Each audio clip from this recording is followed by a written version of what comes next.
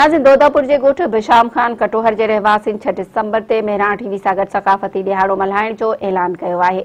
उन हवाले सां ॾिसूं था बशीर अहमद कटोहर की ही रिपोर्ट। मौजूद आहियूं गोठ बशाम कटोहर में। हिते जेको आहे सो मेहराण टीवी जेको आहे सो एकता ॾियारे जे हवाले सां ॻोठण जेको सो प्रोग्राम कयो आहे।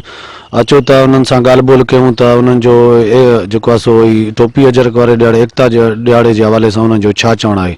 असांजो गुलाम नबी मोराई साहब के जंहिं सिंध जे सकाफ़त के उजागर कयो आहे, असां मोराई साहब के वेलकम चऊं था। तमामु बहितरीनु कमु कयो आहे, जंहिं तक़रीबन 5000 साल मोहन जे दड़े जे सकाफ़त के रोशन कयो आहे। मोराई साहब जहिड़ा बहितरीनु माण्हू जेकॾहिं काश असांजे हिन मुल्क में हुजनि त ही सकाफ़त ता क़यामत तक बरक़रार रहंदो। जे गुलाम नबी मोराई साहब के सिंध टोपी अजरक के असां जोश ऐं जज़्बे सां मल्हायूं था।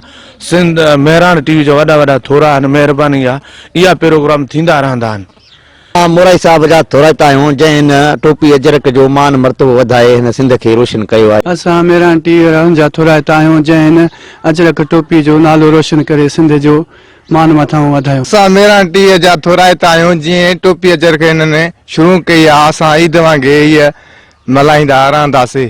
असां मेहराण टीवी वारनि जा थोराइता आहियूं जन सिंध जो नालो उजागर कयो आहे। कैमरा टीम सां गॾु बशीर अहमद कटोहर, मेहराण टीवी न्यूज़ दोदापुर।